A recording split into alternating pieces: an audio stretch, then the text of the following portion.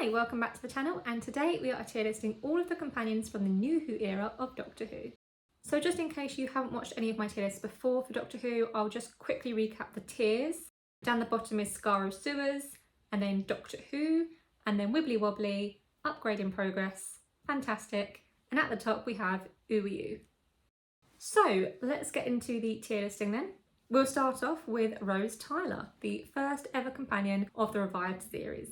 Now, Rose was my first companion because David Tennant was my first Doctor. My first episode was the Christmas Invasion back when I was 10 years old. Loved every second. And then I watched series 1 and continued on with series 2 when that aired. So Rose is pivotal to me. And at the time when I was 10, 11 years old watching her, I did love Rose to pieces. And I looked past every single fault she had because I loved her. But as an adult rewatching, there are issues with Rose's character that I cannot look past. She is a good person, and it shows every time there's any kind of injustice. She is always the first one to say, well, hold on a minute, they said you're a slave. Is that right? What's going on here? The Doctor didn't seem to care about the Ood situation until the episode with Donna in series 4. But Rose, straight away in series 2, the first time she met the Ood, she was questioning that shit. Rose is a good companion. She is great with the Doctor and she works well with him and she challenges him as well. She's not just going to sit idly by and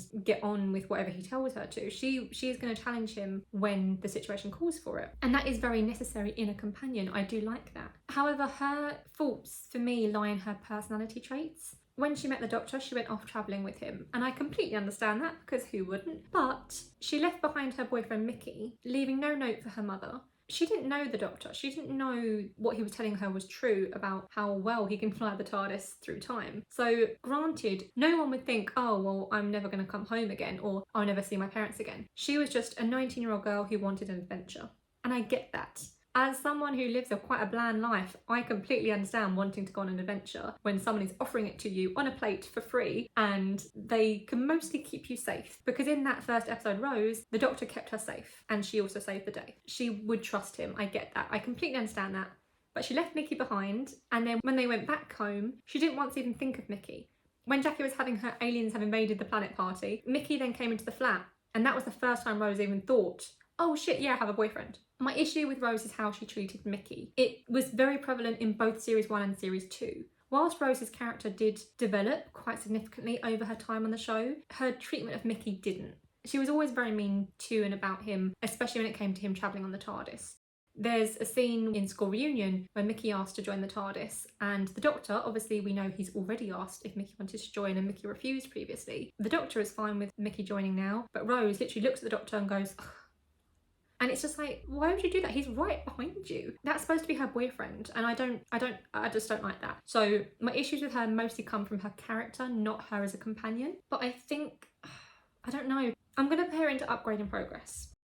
Because I do think she was a good companion to the Doctor and she was what he needed at that point in his life. When he was the 9th Doctor, he needed Rose and she needed him. It was quite a symbiotic relationship and you could see that develop over their time on the show, and I do think it worked really well, and I think she worked really well with the Doctor. But I feel like there was more that could have been done if she'd have stayed on for another season. I just think it'd be interesting to see how her character would have developed further. I think that when she comes back, there is strong development there, and you see that she has audio dramas called the Dimension Canon, which take place between her leaving in series 2 and her returning in series 4, and it is quite telling of her development as she goes on, and I do like that. We didn't fully need it, but I like that we have it. But it would have been nice to see how her character would have developed past that point, especially with the Metacrisis Doctor as her new boyfriend. Next up is Adam Mitchell. So Adam, I am counting as a companion because he did travel in the TARDIS with the Doctor, which is my prerequisite for a companion of the show. And I want to be quick on this one because he was only in one episode. There's not much to say. I know most people hate Adam. Most people hate him. He's a bit smarmy, he's a bit too up himself, he's narcissistic, and he did make a mistake. But that's the thing. He made a mistake. He never got a chance to fix that mistake. Rose and the Doctor left him. They took him to Satellite 5 and they left him.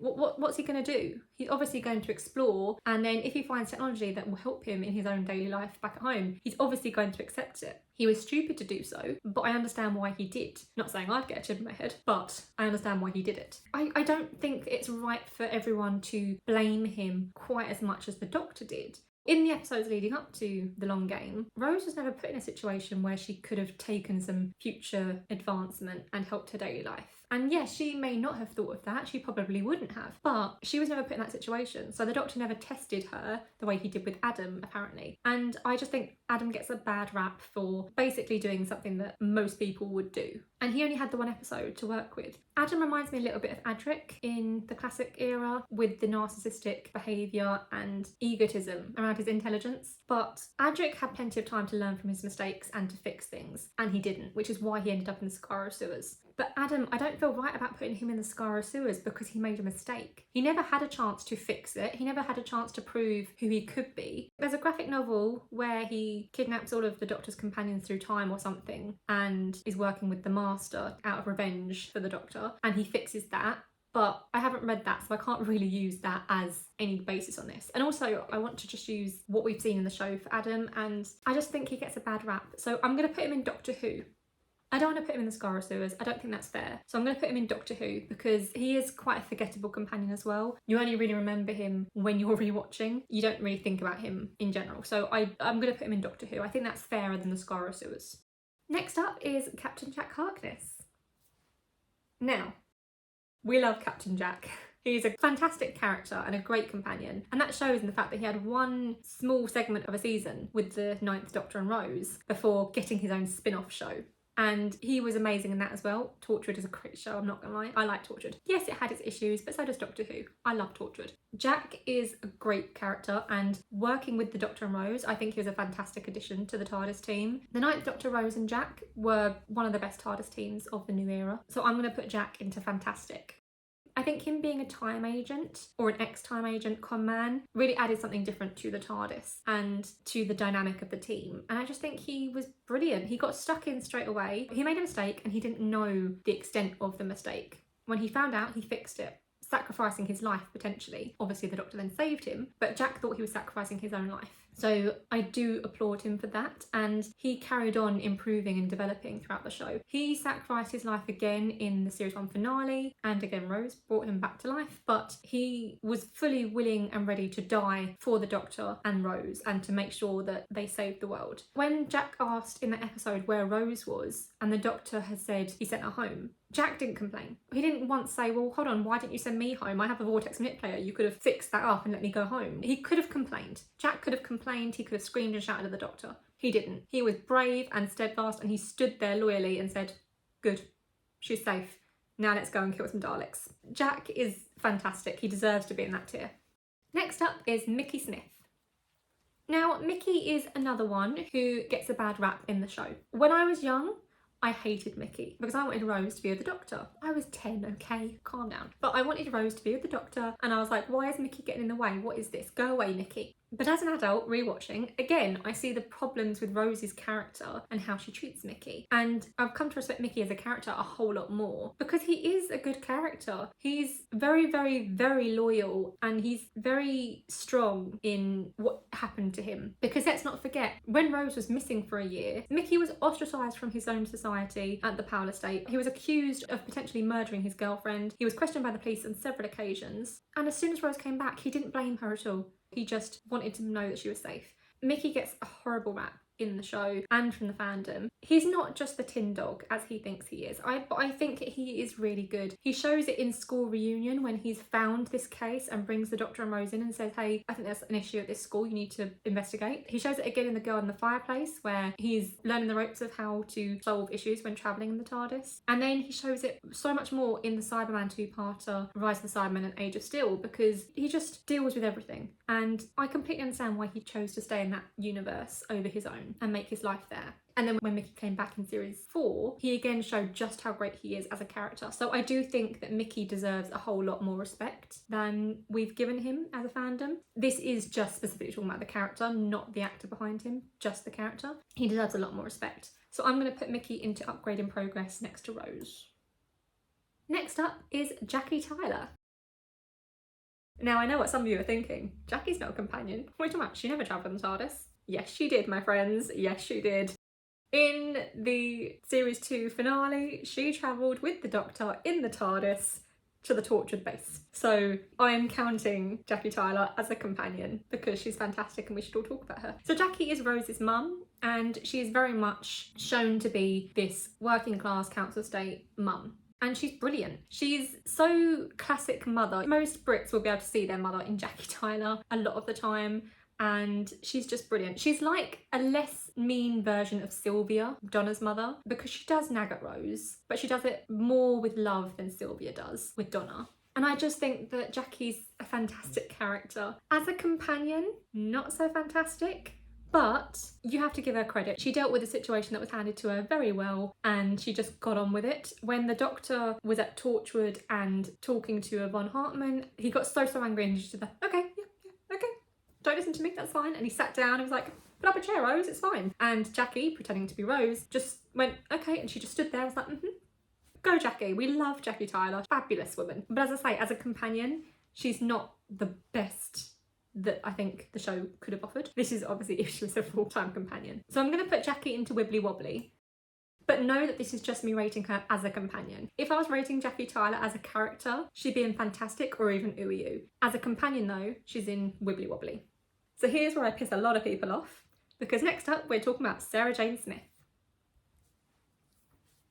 So, if you've watched my Classic Era video, you will know that I don't rate Sarah Jane Smith as much as every other Whovian seems to. I do think she's great. I think Sarah Jane is a great character, but I don't think she's the best of the best like everybody else thinks she is. So it may shock you that I didn't really like her inclusion in School Reunion at first, when I first watched it. When I first watched the show, and I was possibly 11 by that point, I didn't like her inclusion. But that's because how she was with Rose. I didn't like the whole tiff that those two had, where they were sort of fighting over the Doctor's affection. I thought that was really petty and childish, and knowing Sarah Jane as I do now, that's not a Sarah Jane trait, really, to be petty and childish against a 19-year-old when she's a grown woman. Sarah Jane was always a very mature character, so I don't really like how that happened. I think it's funny for the show, but I don't like that as part of her character. So it's hard for me to rate Sarah Jane in the new series because she wasn't actually a new series companion. She appeared in School Reunion and she appeared in Journey's End. In Sarah Jane Adventures, she's fabulous, but in new Doctor Who, I'm not sure.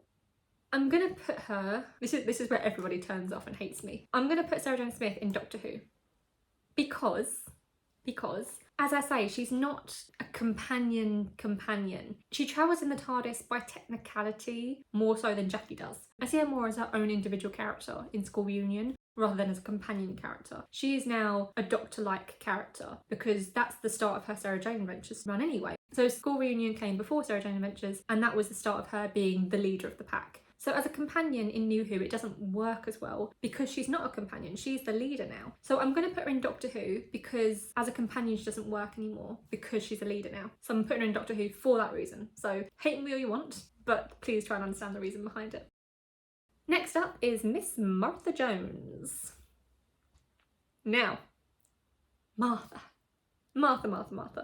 I have my issues with the writing of Martha, but as a companion, Martha's in NewWho.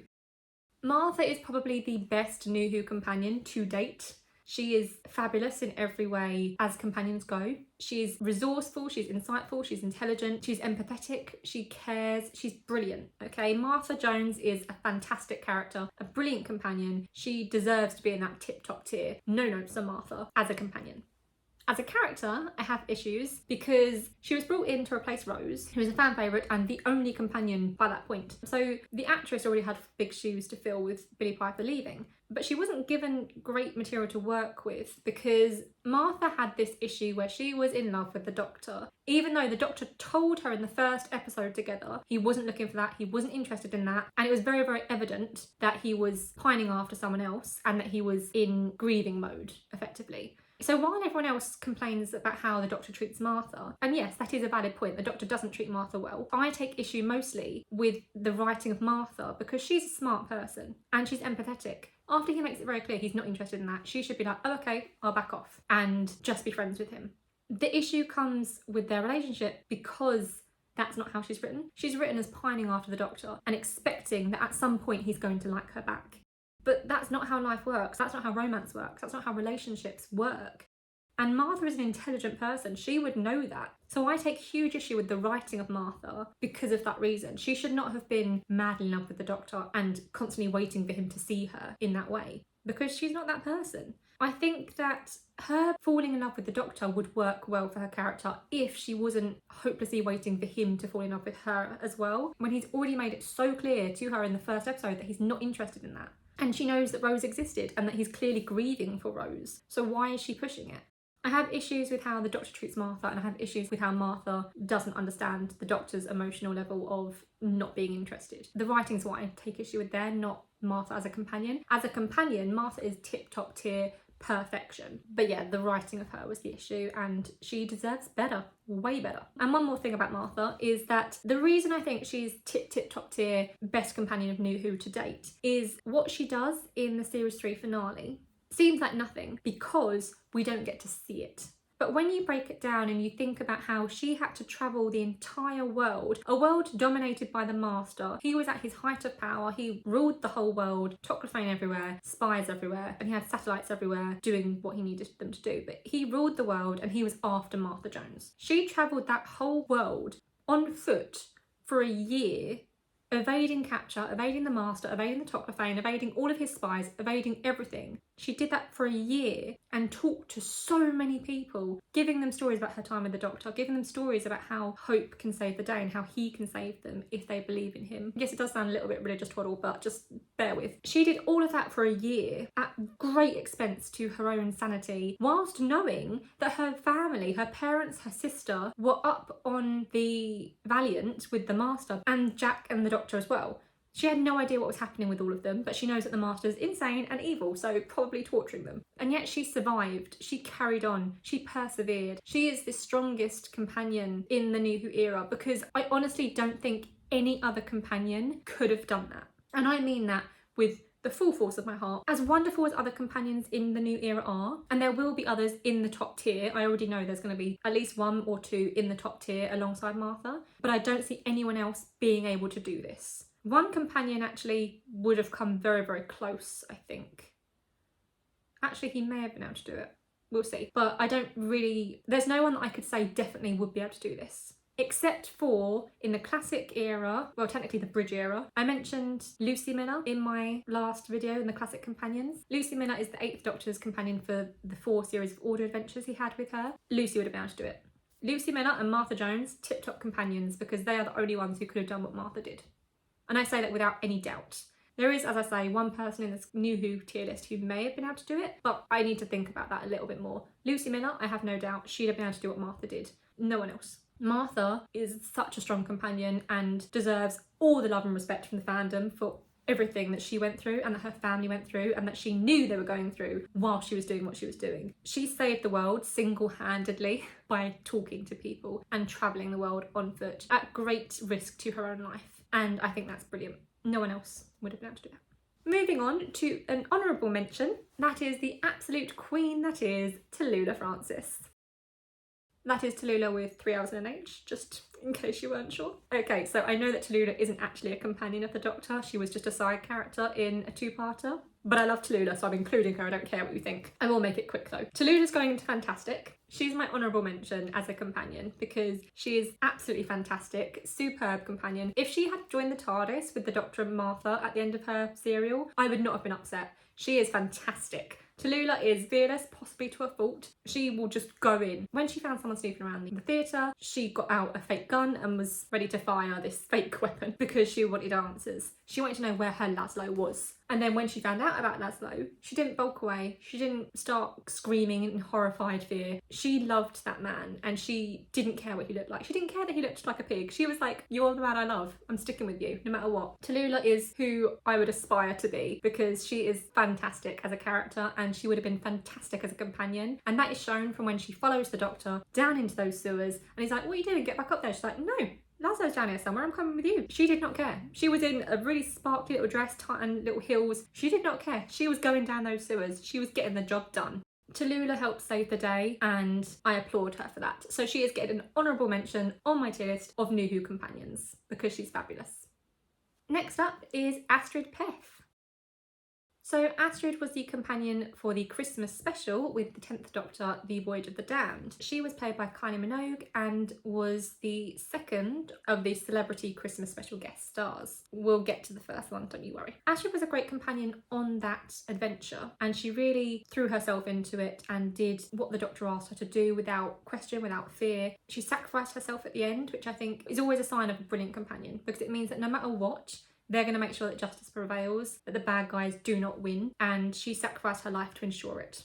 So I do love Astrid, but as far as long-term companions go, I don't know how well she would have done going forward. I feel like she would have been good, but I can't be certain. And obviously she is now just Starlight, so we'll never know. But for now I'm going to put Astrid into Wibbly Wobbly. I do like Astrid and I do think she's a great companion for the 10th Doctor in that moment, but I don't know whether she'd have worked full time. It's kind of sad that we'll never get to find out. I do think that maybe she should be higher. I just don't know. I'm going to keep her in Wibbly Wobbly because I just don't know. Next up is the one and only Donna Noble. So I could have done Donna before Martha with The Runaway Bride, but I wanted to include all of Donna as one, so I've done it in her placement of Series 4. So when Donna first appeared in The Runaway Bride, again, she was a celebrity guest star for the Christmas special and she worked for that. Donna was quippy and funny and she was brave, but she was also very, very loud and I love it. That wouldn't have worked, I don't think, for a full-time companion. But in Series 4, Donna has grown over the time since we last met her. She's been looking into these things that the Doctor investigates and she's been trying to help people where she can off screen. It shows that she's grown as a person and her time with the Doctor, she grows even more and her nature as a companion is perfect. And obviously Donna's going into NewWho. I mean, really, was there any question of that? Donna is an amazing companion and deserves to be in the very, very tip-top tier. I do not have any notes on Donna. She is fabulous in every way, shape and form. She is hilarious, she's smart, she's so much more brilliant than she thinks she is. I love her. I love Donna. She's one of my favourite companions and there's a reason that the fandom loves Donna as a whole. So she's an NewWho. Next up is Jackson Lake. So Jackson Lake was introduced in the Next Doctor Christmas special, which is a Christmas special that I constantly forget exists. I don't know why, I just forget it exists. And for that reason, I forget that Jackson Lake exists. So he's going into Doctor Who.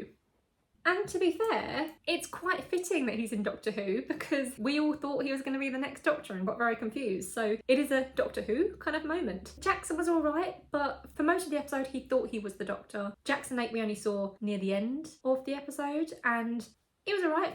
Decent dad, I suppose, but that's about it. So I have nothing good to say about Jackson Lake. So I'm putting him in Doctor Who because I forget he exists, I forget about the episode, and there's not much to him that we get to see.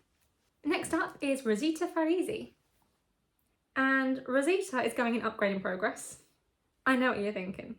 Possibly. I know what you're possibly thinking. Rosita was in The Next Doctor alongside Jackson Lake. How can I put her 2 tiers higher than him when I put him in Doctor Who because I don't remember him? The thing is, I do remember Rosita. She was brilliant. She was feisty and fiery and she was just like, let's get on with this. She was a great companion to the fake Doctor that Jackson Lake thought he was. And she worked really well with the 10th Doctor as well to save the day. I honestly think that Rosita should have been the next companion over the next few specials. I think the Doctor should have taken her with him to Planet of the Dead, Waters of Mars and End of Time because I think that she would have been a great actual companion. How she ended up with Jackson Lake at the end of the episode, a bit unclear if they're going to get together or if she's just going to work for him as his nanny or something, but I do feel like she should have been a companion for the series of specials. I think that would have been great. I really liked Rosita. She was brilliant. So upgrade in progress for Rosita. I would put her in Fantastic, but we didn't get enough of her as the Doctor's companion rather than Jackson Lake's companion, so I can't really judge fully on that. So I'm putting her in upgrade in progress because I think that she was a brilliant character and she had all the potential. Next up is Lady Christina de Souza. So I'm just going to put her straight into Scar of Sewers. Everyone cool with that? Yeah? Yeah. So Lady Christina is an aristocratic cat burglar, and why? Why did they think that this is what the working class people who watch this show want to see?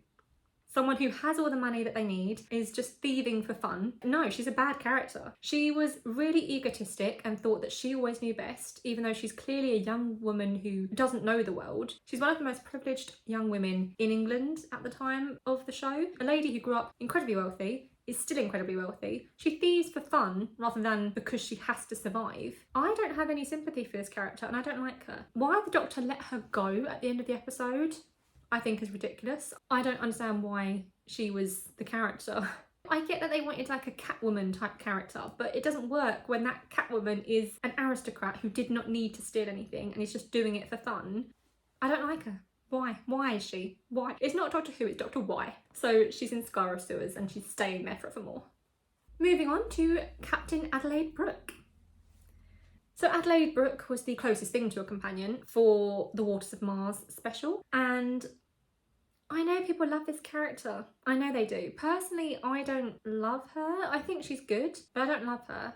I think she works well in her challenging aspect to the Doctor. She won't just take what he says lying down. She's very much in charge and she will stay that way. Yeah, Adelaide was good for the episode. I don't think she'd have lasted as a full-time companion. I think one and done is the only thing for her. I'm going to put her into Wibbly Wobbly. I did want to put her into Upgrade and Progress, but I just can't do it. I can't. As characters go, she was fine. As far as companions go, she wouldn't have lasted as a companion beyond this episode. Not just because she's dead now, just she wouldn't have. So I can't say that she's a good companion. So she's going to be in Wibbly Wobbly. Next up is Wilfred Mott. So Wilf is being included because he was technically the companion for the Christmas and New Year's Day specials, The End of Time, Part 1 and 2, when my favourite character returned to the show. So Wilf was technically a companion for that, but I don't think he was all that brilliant as a companion. As a character, we love Wilf, no notes. But as a companion, I don't think he was that brilliant. He was what the Doctor needed at the time, definitely. Especially in the moments when the Doctor found out that Gallifrey was coming back. All of that, I think that was very much needed. But yeah, I love Wilf as a character, just not as a companion. So I'm going to put him into Wibbly Wobbly as well. I feel terrible. I feel really bad. I don't dislike him. If you didn't see my classic era tier list, I said in that one, I like all of the companions unless I say I don't. If I say that I don't like them, that's when I don't like them. I like the rest of them. Having said that, I'm not sure if I said I don't like Adam. But yeah, I like or love the rest of them. If I don't say I don't like them, I like them. So trust me, I love Wilf. I just don't think he worked as a companion. It only worked in End of Time because of the situation. If it was any other episode, I just don't think Wilf would have worked. So yeah, that's where I'm at. Moving on though to the 11th Doctor's companions, starting with Amelia Pond, better known as Amy. So Amy was the first companion for the 11th Doctor and she was alright. I know people love her, She's like Rose. She's either your first companion or she's alright. I have issues with Amy's character. It's the same issues that I have with Rose's character. As a companion, she's good. As a character, I have issues, especially with how she treats Rory. Especially with how she threw herself at the Doctor on her wedding night. That it doesn't. So I have major issues with how Amy's character is written, but generally as a companion she's good. I'm going to put her into Upgrade and Progress. I do think she's good as a companion. I don't think she's the best. She's not the best of the best the Doctor's ever had or will have, but she's good. So I'm putting her in Upgrade and Progress. Her character developed quite a lot over her time with the Doctor, and you can see that very clearly in her seasons. But I don't really think there's as much to her as there is to some other companions. I think she's a pretty generic companion, really. She just has an interesting story arc. But as a companion, as a character, she's pretty basic, except for the character issues I don't like. So I'm putting her in Upgrade and Progress and we can move on. So next up is Rory Williams. Rory. What can we say about Rory? Other than that he's an absolute king and is going in ooey-oo. Do you think I was going to say something bad about Rory? No way. Rory is an absolute king of a character. He is top tier companion. No notes on Rory. He starts off seeming like this sort of squirmy kind of, oh, I'm not so sure kind of guy, but no. He is a strong character. He's a strong person, and that's in willpower. He has such strong love and will. This man stayed alive for 2,000 years as a piece of plastic to protect a box that no one could even get in anyway. He didn't even need to do it, but he did anyway, for love. This man is an absolute king and Amy Pond does not deserve him. There, I fucking said it. Rory is fantastic. I'm sorry, no. Let me go back to that. Amy couldn't even wait 30 years, okay? This is after the Pandorica and Rory being a piece of plastic. Amy could not wait 30 years for the Doctor and Rory to save her. Rory waited 2,000 years. Tell me again how Amy's a great companion and Rory's shit. No, Rory is an absolute king and deserves to be in the top spot. Also, I mentioned earlier that the feat that Martha Jones does in series 3, no other companion could do it apart from Lucy Miller. I think Rory is the other contender here. He did spend 2,000 years as a piece of plastic. And when he went after the cyber fleet and all of that in A Good Man Goes to War, when he was looking for Amy, I feel like if he was in Martha's situation, as long as Amy was on the Valiant being tortured by the Master, he would be doing it. He would be able to do that. Without a doubt, he'd be able to do it. If he knew that Amy was in trouble, he would be able to do what Martha did. If Amy wasn't in the picture, and it was just Rory on his own, I don't know if he'd be able to do it. I think Rory being able to do these feats is purely out of the massive love that he has for Amy. So I don't know whether he'd be able to do it without that. So that's why I'm not sure on him, whether he'd be able to do what Martha did. But generally, if Amy was in trouble, I do think he'd 100% be able to do what Martha did. In fact, he'd probably go further and just kill the Master himself. He'd ask a whole fleet of Toclafane where his wife is and then blow them up and say, do I need to repeat the question? Rory's a king. Rory's an absolute king. Next up is Brian Williams. So Brian is not technically a companion, but he did travel in the TARDIS with the Doctor and was in Dinosaurs on a Spaceship. He was in some later episodes as well, but the main one is Dinosaurs on a Spaceship. And Brian comes prepared. Let's not forget, he had that trowel ready to go. He comes prepared. And also the golf balls in his pocket, they helped as well with the Doctor, with the dinosaur, getting it to run. So Brian's a handy man to have around. I personally think that the Doctor knew that Brian was handy, and so that's why he materialised the TARDIS around all three of them rather than just Amy and Rory. So this may be controversial, but I don't care. Brian Williams is going to upgrade in progress. He would be a really great companion. If he was a full-time companion, I think he'd be great. I think he'd be funny, and I think he'd have a fun, weird dynamic with the Doctor. Kind of similar to what the Doctor had with Wilf, but with less emotion to it. The Doctor and Wilf's sort of dad and son kind of relationship that they had going on was very emotional. I think that Brian and the Doctor's one would be a bit more of a funny comic duo of dad and son. But I think that's what they would have been like if Brian had been the Doctor's companion. I do think Brian would actually be a tremendous companion to the Doctor, so he's going in upgrade in progress. Next up is Professor River Song. So River is a tremendous character. Excellent story that she has. I wasn't so keen on the Melody Pond part of her. Not to do with her story, her character. I wasn't so keen on the Melody Pond part of her character. She just seemed a bit too full-on sexually from the get-go. She screamed more that she was there for sex appeal rather than there for killing the Doctor. So it just felt a bit weird. River Song as a character, fantastic, barely any notes. So she's going into fantastic. Above her mummy, but below her daddy. I do think River's a great character. Her story with Amy and Rory is wonderful and confusing. And her story with the Doctor is so emotional and beautiful and tragic. The Taylor Swift song, Sad, Beautiful, Tragic, that is River Song and the Doctor. Their love story is beautiful, but it's so tragic. They meet when she dies. And then he knows, when he meets her in The Husbands of River Song, he knows that she's going to her death.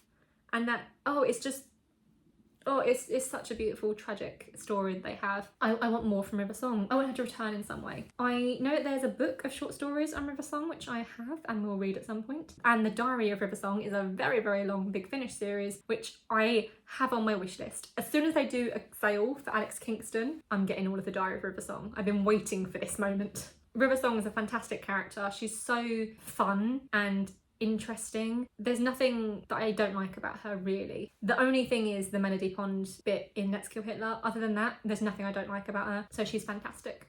Next up is Craig Owens. Well, I think I'd be remiss if I didn't just straight away put him in the Scar of Sewers. So moving on to the next companion. No, so Craig is... Craig...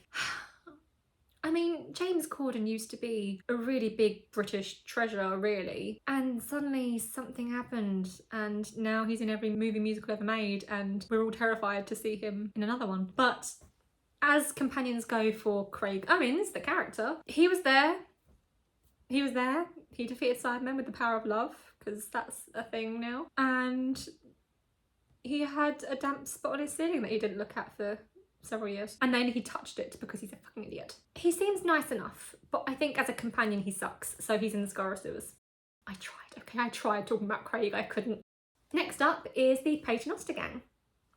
So I wanted to do these as a trio rather than individually, because individually they'd still end up the same place, and I don't think they work individually. None of them were with the Doctor individually, they were with the Doctor as the Paternoster Gang. So I'm doing it as a trio. First thing I'll say is I love the Paternoster Gang, absolutely love them, no notes on the group. I think they're really fun and I think they're really funny, and I wanted their spin-off, okay? I really wanted their spin-off. They had a backdoor pilot in Doctor Who. The Crimson Horror was basically a backdoor pilot for a Paternoster Gang spin-off that never happened. I don't know if they were ever considered for a spin-off. I don't know whether Stephen Moffat or the BBC were like, oh, let's see how these guys do. I don't know if anything ever happened with the Paternoster Gang behind the scenes, but it felt like a backdoor pilot and they should have had a spin-off at the time. It won't work now, but at the time they should have had one. However, Big Finish have us covered because they've got, I think, 4 seasons of a Paternoster Gang series. I've listened to at least the first season already, but they're really good. They're so funny. They're really, really good. I love them. I want more Paternoster Gang. But the Paternoster Gang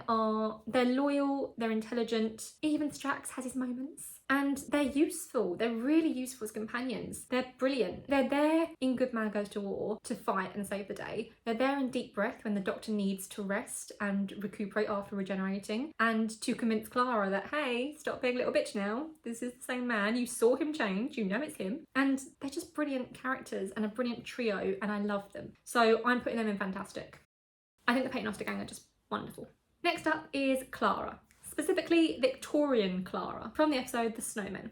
Now, I've included Victorian Clara separately because Oswin Oswald from Asylum of the Daleks seemed like Clara Oswald. Victorian Clara seemed like a different character for the most part, and I like this character. This is the Clara we should have had. If they wanted to use a different one, they should have had the Snowmen set in the modern day and have a different Clara Splinter in there to die. Let Victorian Clara be the Clara. So I'm putting Victorian Clara in fantastic, because I really did love Clara. This Victorian Clara I thought was really fun and interesting. The way that she felt so modern whilst being a historical character. And on the one side, you think, well, yeah, that's because she's a splinter of Clara. On the other hand, she was born and lived in the Victorian era. The Clara Splinters weren't Clara thrown through time. It was Clara being born, living and dying in all these different time periods throughout the Doctor's time on his travels. So no, she was a Victorian woman. She was a full-fledged Victorian woman, and I love her. I think she's truly brilliant, and she should have been the mainstay. I think she was a great way of having a companion from the past being introduced as the new companion, because we always have the modern day companions in New Who. Yeah, there's no companion who is the companion. Sometimes there's like a secondary one, like Nardo for instance, but there's no main companion who is the companion who's not from modern day. They're all from modern day Earth, and that's boring. Give me some alien companions, give me some past companions or future ones. Anyway, Victorian Clara was fabulous, and she's in fantastic because I wish that she was the real Clara. Moving on to Clara Oswald.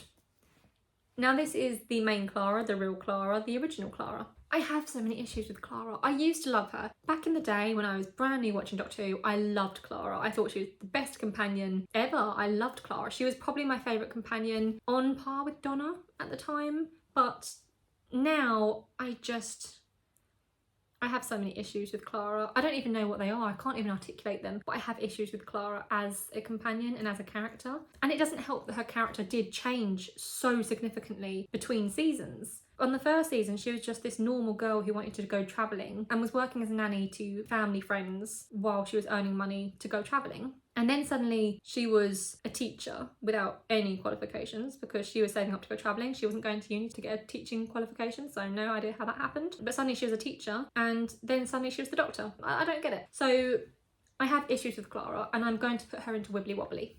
And that is why I wanted to include Victorian Clara as a separate character, because they are so vastly different. Victorian Clara is brilliant, normal Clara is okay. Clara has her moments, and Jenna Coleman is a great actress. I love her in the role. I just have issues with Clara that I can't even explain. Next up is Nardo. Now Nardo is a useful character. He's fun, he adds the comic relief, as Missy once said, but that's all kind of there is to it. I think he's mostly there to keep the Doctor in line after he lost River Song, and that works story-wise. I get that, that's fine. Other than that, it's kind of it. So I'm going to put him into upgrade in progress because I do think he has good points. And I think that he works as his own character, but I don't feel like he's the best that we've had. Next up is Bill Potts. Now, I hated series 10 with a passion when I was younger, when it first came out. I just didn't like it. And because of that, I didn't like Bill. Didn't even give the girl a chance. Didn't like it. Nothing about it. But as an adult, rewatching the series, I can say that I was clearly going through something at the time because Bill is amazing. Series 10 is a banging season. Bill is a great companion and again deserves way more love and credit and respect from the fandom because she's fantastic. Hence her being in the fantastic tier.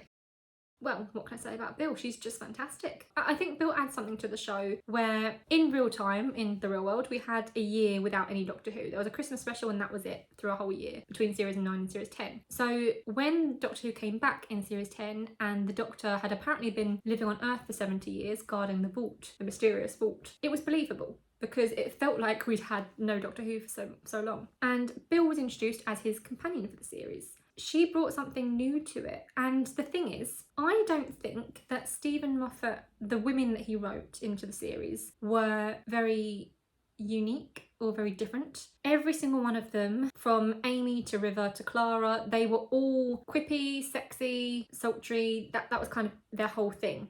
Bill was different. She was unique. And I think that because she's the only one who never had anything with the Doctor in that way, because she's a lesbian, she wasn't even considering going there. Bill had something completely unique that none of the other Moffat female characters did. And she was treated like a human being first and a woman second. And that's where I think Bill shines, because she is a person. All the others, Amy, Clara, River, as much as I love River, they were all treated as women first and made to be sexy and feisty and fun and quippy and witty. They weren't unique enough.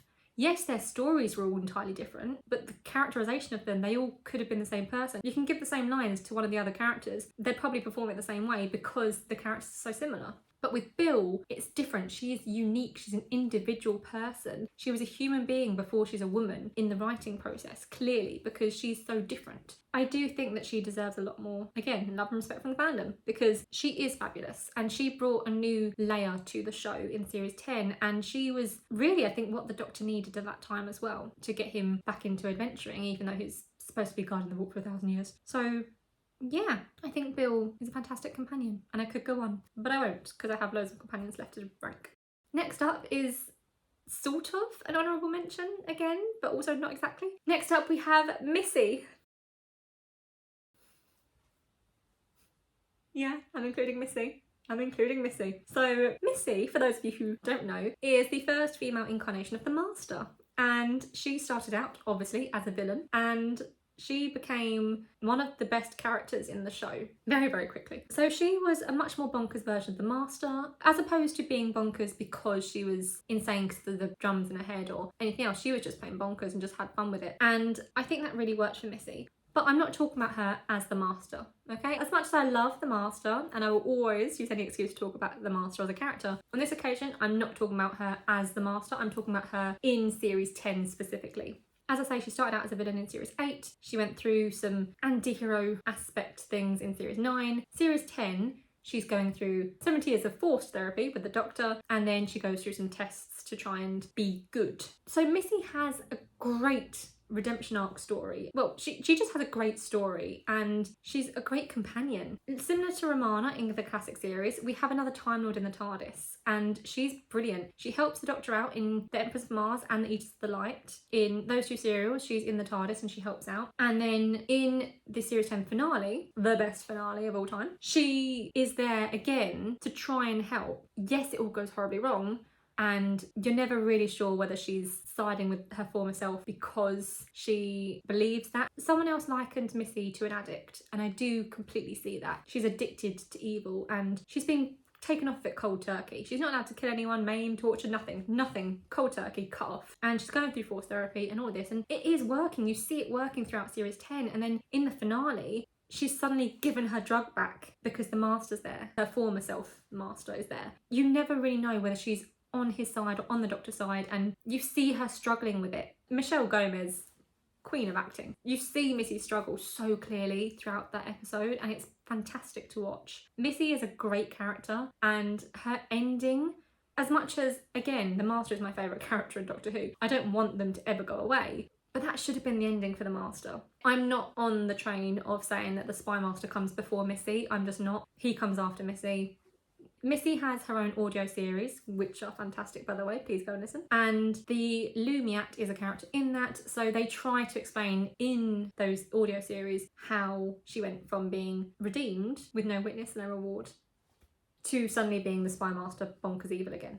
It's not a brilliant explanation, and it doesn't really work with what's happened in the show, so I don't count that as fully canon, but this is what we've got. And I just love Missy. I think she's a brilliant character. And when she was a companion, for the brief moments that she was, she's fabulous. And she's going into NewWho. Missy is everything I love in a companion. She is intelligent, she is quick-witted, she is feisty and fun, and she challenges the Doctor in the best ways. She was just brilliant. Absolutely brilliant. Cannot fault Missy. Absolute queen that she is. Next up, we are on the 13th Doctor's companions with Yaz Khan.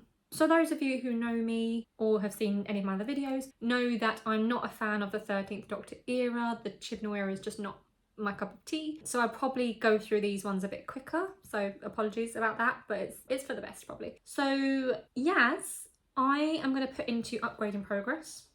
She was with the 13th Doctor for the longest time out of all of the 13th Doctor companions, and I think that she's the best one. I quite liked her. I thought that she had a good backstory of her being a police officer and not being given enough to do and wanting to help more in the community and wanting to do more and not being given those opportunities.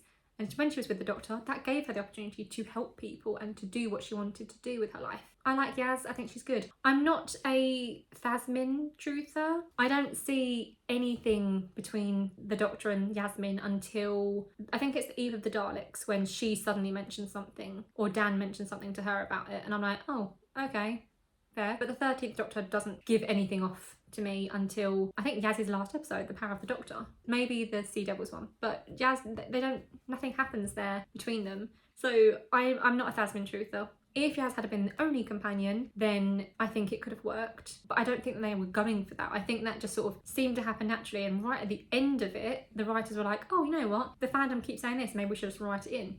But they had like 2 episodes left, so it doesn't work for me. But Yaz as a character I think is fine. She's going in Upgrade in Progress.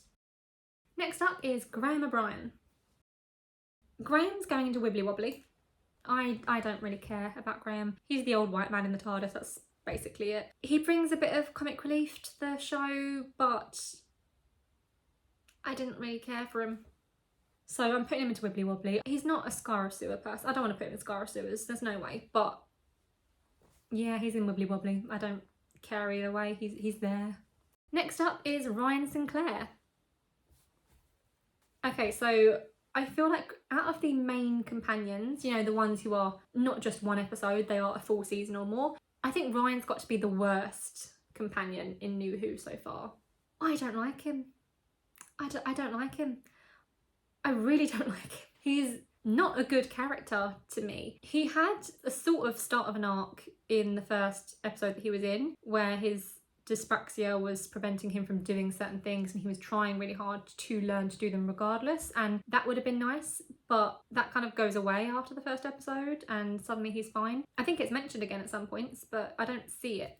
The main thing with him is that he doesn't want to call Graham his granddad, which I completely understand. He was at least an older teenager when Graham married his nan.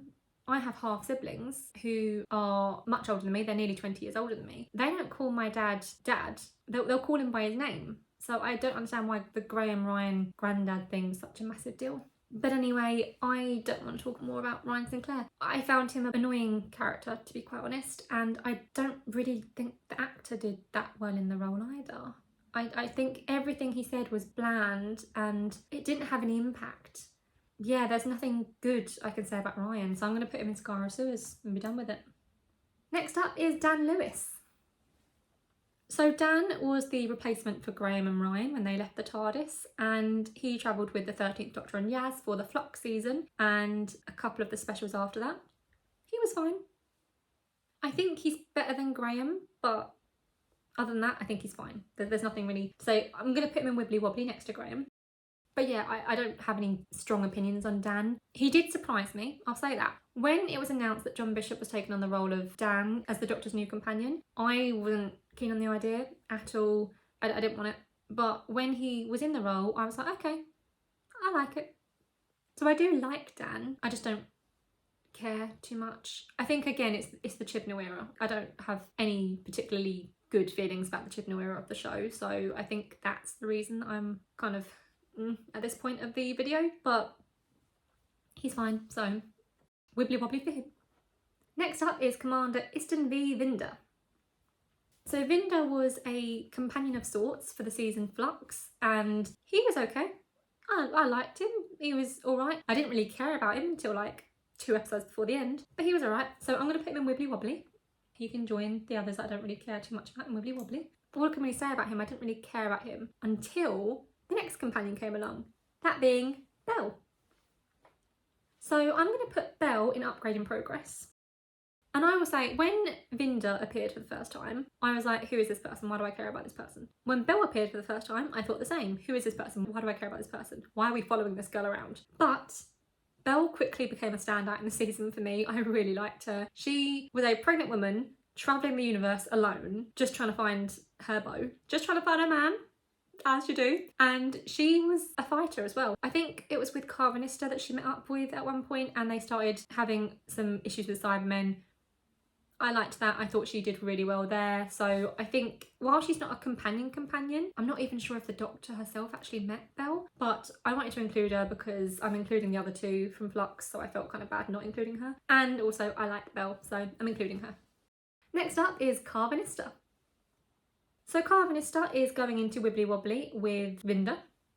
And I do like Carvanista. I think he's a fun addition, and it was really interesting seeing him when we found out that he was actually a companion of the Doctor in a previous life. I think that was interesting. I wish they'd have done something more with that. Again, waiting for that Fugitive Doctor spin-off. But I think that Carvanista would have been a great companion for the Fugitive Doctor. So I'm putting him with Wibbly Wobbly because as far as the 13th Doctor goes, he wasn't the best of companions, but he did his job. He did his job. He saved his human. So I'm putting him in Wibbly Wobbly for that, but I think he would have been a good companion for the Fugitive Doctor. Next up, we are on to series 14 with the 15th Doctor and his companion, Ruby Sunday. Now, Ruby Sunday. I don't like Ruby Sunday.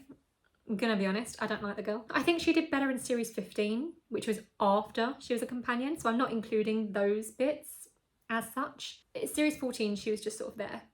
She was there, she was having a good time, good for her, don't really care about it. Yeah, there's nothing really good I can say about Ruby, to be honest. She was a cut and paste companion, really. She didn't do anything different or unique or special.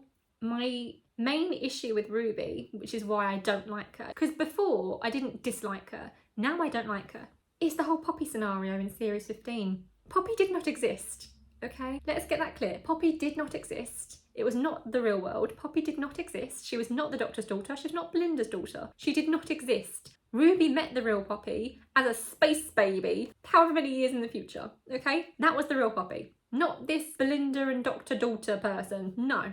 But Ruby had to stick her fucking oar in at the end of the reality war. There was this beautiful moment where the Doctor and Belinda were folding up Poppy's coat and passing between them, and it was getting smaller and smaller each time they folded and passed it until it was just a tiny little square and then it was gone. And it was a beautiful, tragic moment, and it should have stayed like that. Ruby had no business getting involved in any of this in general. And also, why did she remember everything? The explanation we're given is that she went through 73 yards, which is an alternate timeline, and she remembered it. Well, she didn't remember it, but she was able to then remember alternate timelines.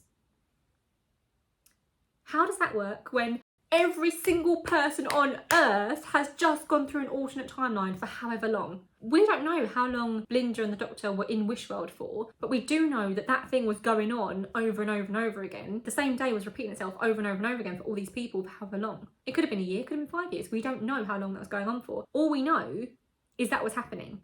Every single person on Earth was in an alternate reality seconds before, like just minutes before Ruby did her whole bullshit in the TARDIS of, oh no, Poppy, you've got to save this invisible child who doesn't exist anymore, who never existed in the first place. Okay, So I went on another rant. But the point is, Poppy never existed. She shouldn't have existed. She shouldn't have been brought back. The 15th Doctor's reason for regenerating is ridiculous. The 10th Doctor sacrificed himself to save Wilf. He sacrificed himself to save one person. The 15th Doctor seemed to be doing that same thing, sacrificing himself to save one person. But it doesn't work because that one person never existed. He was changing time and history. He was changing reality. That's not okay. I don't like it. And it's all because of Ruby Sunday. And also, there's loads of other times that the alternate realities have happened. Every single time has changed because the Doctor meddled with things, that's an alternate reality that's been born. And not forgetting the alternate timeline in 2008-2009 when the Master ruled the Earth for an entire year. The only people who remember that were the people on the Valiant at the time. And you're telling me that the entire world went through at least 2 massively changed alternate realities with the Master's Earth and with Wishworld, and no one else other than Ruby Sunday is able to remember alternate realities. Nah, not fucking buying that. No, goodbye. No. Because of that, because Ruby's made me go on a rant so much, she's going to the Skara sewers. I don't even care about Ruby. She's in the Skara sewers and she can deal with that, okay? Ruby was fine, okay? She would have been in Wibbly Wobbly. She was fine. And then in series 15, she really was better. I still think that if anyone was going to have PTSD, it shouldn't have been Ruby. Martha was the one to have had PTSD after all the shit she went through. But in series 15, she was better. But then the ending. I can't get over that ending. She gave Conrad another chance. And also, what Ruby did forced a change to Belinda's life, a significant change. She forced motherhood on a woman who was not a mother before this. She was a happy nurse, okay? She may have been in shared housing. She may have been not happiest in her general life, but she was happy at her job. She was a nurse and she was happy with that. She did not have children. She was fine not having children. Not everyone wants to be a mother, okay? Ruby Sunday should have fucking stayed out of it. Okay, I'm never going to be over that finale. It's not going to happen. This is why I don't want to talk about Chibnall or RTD2 eras on my channel, ever. Unless I have something very specific to say with regards to something else, I just don't want to talk about it. But let's carry on, let's do this. Next up is Joy Armando. So Joy was the celebrity guest star for Joy to the World Christmas special, and she was completely overshadowed by another character. So she's going into Doctor Who. Nicola Coughlan is an amazing actress and deserved so much better than this part. If she was going to be in Doctor Who, she should have had a brilliant part that she could have really sunk her teeth into. Not this. I hate this character. Well, okay, no. I don't hate this character. I don't hate her. I just don't see a need for her. They could have done this whole thing with Anita. They didn't need Joy. Speaking of Anita, she's next up. Anita Ben. The very clear standout of Joy to the World was Anita. We love Anita. We love to see it. So she is going into Upgrade in Progress because she's a fantastic character and a brilliant companion. I think that her time with the Doctor was well spent and they had a great time together, clearly, over that year. My only issue with Anita comes from, again, Reality War, where her character was ruined. So many characters are ruined in that episode. So Anita comes back and somehow she was in love with the Doctor and travelling around through the Time Hotel doors to try and find him. I never saw a love between those two. I saw platonic love, a friendship, a real deep friendship between the Doctor and Anita. That was it. I never saw any romantic feelings between them, ever. Why was that written in? Why did she have to be in love with the Doctor? I'm fine with her being pregnant. The actress was pregnant in real life. I don't care that Anita's pregnant. But she's only pregnant because she settled. Because she's like, oh, well, I couldn't have the Doctor, so I just found this guy on Craigslist and yeah, he's my baby daddy now. Like, what? Why couldn't she have just said, oh, I met someone at the Time Hotel and we fell in love? If she was looking for the Doctor, I get it. But in a friendly way of, I want to see what he's up to or I want to find him again. Not, let's make out. No. I never saw any love there. That's just weird and wrong. I don't like it. Moving on to our very final companion, Belinda Chandra.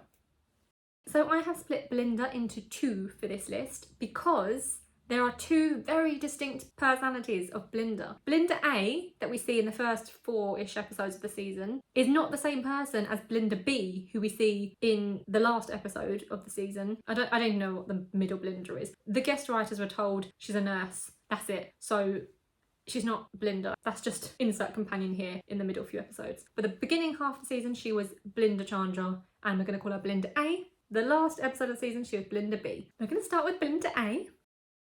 And We're going to try not to rant when we get to Belinda B. We'll see how this goes. So Belinda A is going into fantastic because right from the off, I loved Belinda. She was a fantastic character. She was smart and she was just, okay, let's do this. Why not? This may as well be happening now. Very clearly a millennial. She was great. I loved Belinda. And also she's an older companion as well. Not older as in old, but she's my age. She's 30. Well, I think she was 32, but she's in her 30s. We don't see that in the show. Most companions, unless they're guest companions, most of them are 19, 20. It was really great seeing an older companion who was in her 30s rather than in her teenage years. So I really appreciated that.